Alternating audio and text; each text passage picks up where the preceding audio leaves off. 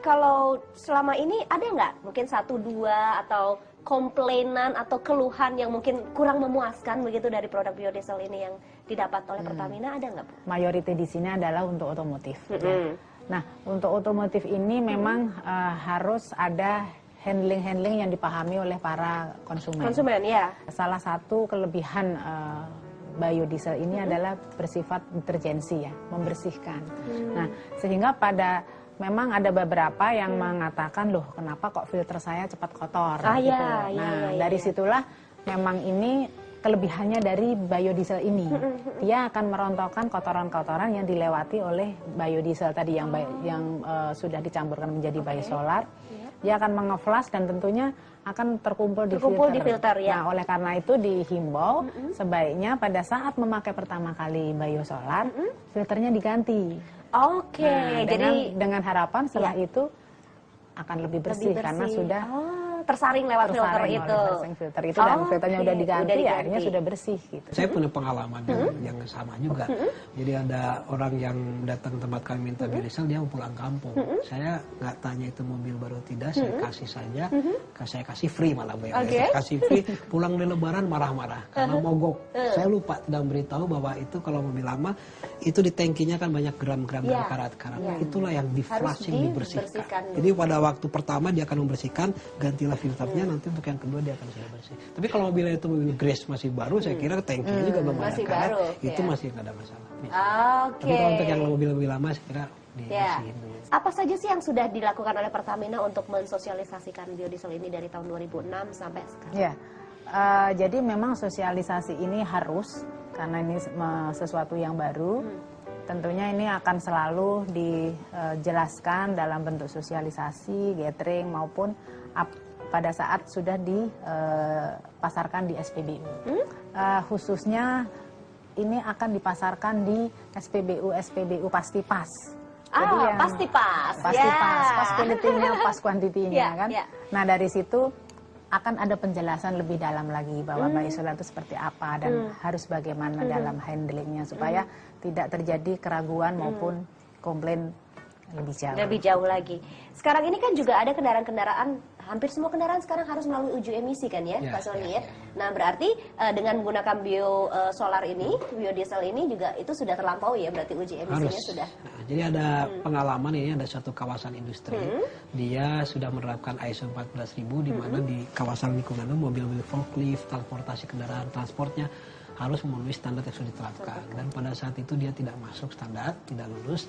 Kemudian dicobalah dengan menambahkan transportasi dan forkliftnya dengan menggunakan biodiesel campuran dan bisa masuk.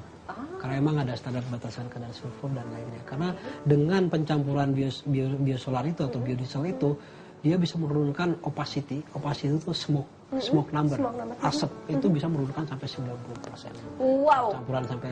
Campuran makin tinggi sebetulnya bisa sampai berkurang sampai 90%. Tapi kalau 20% mungkin bisa 30%, 40% berturun. Belum hidrokarbon, kadar hidrokarbonnya bisa kalau maksimal 100% bisa sampai 67%. Kalau karbon monoksida bisa sampai 48%. Particulate matter bisa sampai 47%. Oke. Smart People jangan kemana-mana, kita akan kembali lagi setelah yang satu ini. Terima kasih Smart People, Anda masih menyaksikan Iptek Talk dan kita akan lanjutkan lagi obrolan kita. Ibu, dari Pertamina sendiri apa sih sebetulnya strategi atau langkah untuk kedepannya dengan biosolar atau biodiesel ini? Seperti yang saya sampaikan tadi kan ini harapannya sangat mulia sekali. Katakanlah misalnya bisa menurunkan impor solar kan. Nah, tentunya ini akan mendorong Pertamina dan harapannya juga ke masyarakat karena kan seperti dikatakan bahwa visi misi luhurnya adalah salah satunya mengurangi pengangguran dan mengentaskan kemiskinan. Dikaitkan dengan supaya mengencourage para petani untuk bersama-sama lebih mengembangkan penanaman yang berpotensi menjadi bahan bakar nabati. Dan dari sinilah diharapkan akan terjadi sinergi yang sangat harmonis antara masyarakat, pemerintah dan Pertamina. Dan Pertamina tentu tidak bisa bekerja sendiri. Dan ini harus ada bekerja sama dikaitkan dengan ketersediaan bahan bakar nabati, karena Pertamina tidak memproduksi sendiri. Pertamina membeli dari pihak swasta, pihak ketiga untuk dicampurkan ke solar. Dan yang terpenting lagi memang dimanapun di negara saat ini dalam hal pengembangan bahan bakar nabati, kontribusi pemerintah itu sangat tinggi. Dikaitkan dengan regulasi, dalam apapun juga terkait dengan penentuan harga. Ada P4, Mbak. Policy, Price, Product, Production. Jadi policy, regulasi, ada Permen 32, ada Perpres dalam hal energi alternatif. Itu untuk membackup supaya ini bisa berjalan dengan baik. Price tentunya ini tidak, justru ini yang sangat penting. Sangat-sangat penting. Karena ini kan lawannya adalah fosil, petroleum. Manakala harga petroleum lebih murah dibanding bahan bakar nabati, justru inilah yang perlu diantisipasi oleh pemerintah. Sehingga perlu diatur dari pemerintah dalam penentuan harga. Nah, produk seperti yang disampaikan dari BPPT tadi terkait dengan standar, supaya quality ini bisa meyakinkan masyarakat bahwa ini standar yang bisa dipertanggungjawabkan, sehingga diatur di dalam SK Dirjen Migas terkait dengan kualitas yang harus dipenuhi di biodiesel. Dan kelima adalah production, tentunya volume. Dari sisi kuantitinya harus ada dan mudah didapat. Availability dari produk tersebut ya. Ada nggak, pernah nggak satu ketika mungkin dari 2006 sampai sekarang ini pernah 1 kali, 2 kali mungkin tersendat begitu? Pernah ya? Justru kalau price-nya tadi tidak sesuai. Jadi pada saat harganya ini yang saya sebut tadi, harga fosil dan harga bahan bakar nabati ini ternyata ada spread yang cukup signifikan. Nah, inilah yang membuat tidak menarik para produsen biofuel untuk menjual ke Pertamina. Kita kan back to back lah ya. Kita back to back bahwa pengguna di kita, konsumen di kita itu kan dia masih berpikir kualitas itu nomor berapa, Bu? Masih harga dulu yang pertama. Harga. Jadi kualitas KW nggak apa-apa. Kalau di luar negeri mungkin orang masih udah berpikir bahwa berani beli mahal, asal emisinya bagus, anak cucu kita sehat. Ada harga, ada barang. Di kita kan nggak berpikir belum. Jadi harganya yang murah dulu. Nah, jadi back to back Pertamina juga kan kalau ini harga yang murah, Pertamina juga kan harus dapatnya juga supaya yang subsidinya dapat pas. Tapi dari penjual kan lain lagi. Harapan Pak Sony dan juga mungkin teman-teman dari BPPT tentang produk ini. Jadi dari kami itu kan kami BPPT peneliti. Jadi kami hanya berharap bahwa masih banyak yang harus kita teliti terkait dengan monitoring. Ya. Jadi ini kan produk kualitasnya monitoring harus kita monitor. Harus kita monitor. Jadi ada beberapa penelitian misalnya quick test, percobaan yang cepat. Kita ada 18 parameter di SNI, tapi kalau setiap produk pabrik-pabrik kecil, ada pabrik kecil juga, Pak. Pabrik kecil harus menguji satu batch-nya yang 18 parameter itu akan mahal, 8 juta rupiah satu paket. Kalau pabrik kecil itu akan mahal. Akhirnya kita sedang meneliti bagaimana menguji quick test cuma dengan 5 parameter dengan harga yang murah, tapi bisa mewakili yang 18 misalnya 18 parameter cek tadi. Jadi yang seperti itu, percobaan seperti itu. Kemudian penelitian bagaimana meningkatkan kualitas produk.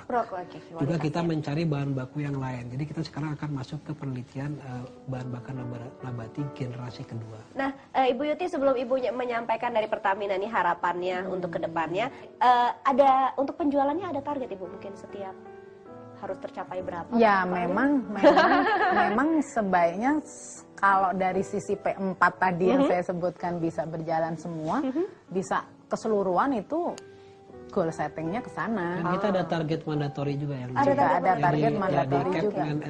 Yang 3 tidak lepas tahun 2008 itu ada mandatori tahapannya tahun 2010 ini kita 2,5% dari total kebutuhan solar nasional. Kemudian nanti 2015 jadi 5%, nanti 2025 itu jadi 20% target. Nah, mungkin sebetulnya idealnya kalau ketersediaannya ada, harga juga bisa masuk, ya target itu kita capai. Baik. Dan itu bisa saat ini masih aman-aman aja Ibu ya? Sebenarnya malah saya bisa katakan seperti target tadi ya, di tahun 2010 kan 2,5% dari total yang ditargetkan. Nah, boleh dikatakan sekarang malah sudah melebihi. Melebihi. Jadi udah over target sebetulnya. Oke, big applause dulu dong kalau begitu ya. Oke, baik. Sudah over target. Jadi sudah over target, tapi jangan terbuai ya Bu ya. Walaupun sudah over target ya, masih ada harus dikawal, harus lebih baik lagi. Oke, baik. Nah, kalau begitu apa sih yang Ibu Yuti ingin sampaikan ini mewakili dari Pertamina tentunya untuk harapan dengan adanya biodiesel ini? Memang dari mandatori yang ditentukan oleh di Permen ESDM nomor 32 itu kan harusnya mandatori untuk semua badan usaha migas, tidak hanya Pertamina. Jadi tentunya alangkah baiknya bahwa dalam hal implementasi bahan bakar nabati ini khususnya biodiesel juga diikuti oleh para pemain badan usaha migas di Indonesia itu. Jadi akan lebih komprehensif, akan lebih fairness, karena gimana pun juga antara harga fosil dan harga bahan bakar nabati ini itulah yang akan menjadi kompetisinya.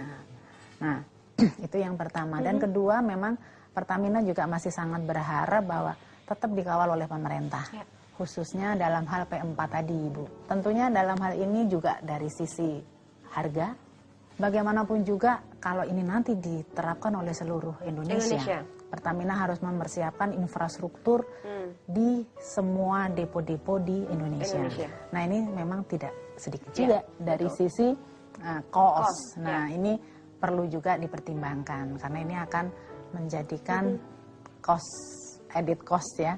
Nah, itu diharapkan ada perhatian juga di arah ke sana untuk mencari solusi yang terbaik.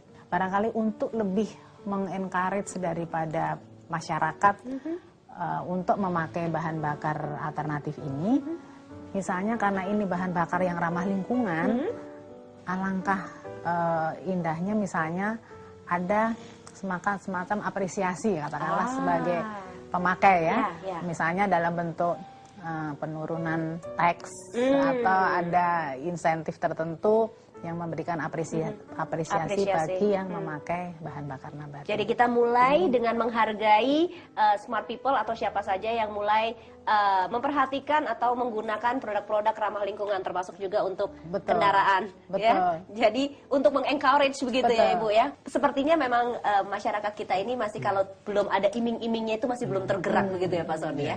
Oke, baik. Ada yang ingin ditambahkan lagi Pak Sony? Ya, saya kira sih kita harus nafas panjang ya. Jadi jangan kita baru menjalankan program BBN ini sekarang, tapi ada permasalahan-permasalahan itu terus kita jadi tinggalkan. Kita harus terus konsisten itu aja. Jadi harus kita kawal, kita konsisten. Karena Brazil juga 32 tahun pengembangan itu dia juga mungkin ada naik turunnya, tapi terus bertahan. Jadi bukan untuk hari ini, tapi untuk ke depan deh. Kita tidak berpikir pada saat sekarang untuk kita sendiri, tapi untuk nantinya masa depan generasi berikutnya. Masa depan anak cucu kita. Betul. Baik, terima kasih sekali Ibu Yuti, luar biasa sekali obrolannya kali ini, dan juga Pak Sony, kita tunggu lagi perkembangan selanjutnya. Ya, baik. Juga untuk Anda Smart People, terima kasih sudah bersama-sama dengan kita dalam episode kali ini, yaitu biodiesel sebagai bahan bakar alternatif. Kita jumpa lagi di Iptek Talk episode berikutnya. Smart People, terima kasih Anda sudah menyaksikan Iptek Talk untuk episode kali ini. Kita jumpa lagi di lain waktu. Cintailah terus ilmu pengetahuan dan teknologi, dan jangan pernah bayangkan hidup Anda tanpa Iptek. Dari kantor Kementerian Riset dan Teknologi, Gedung BPPT lantai 24, saya Ririn Agustarini, salam Iptek Talk.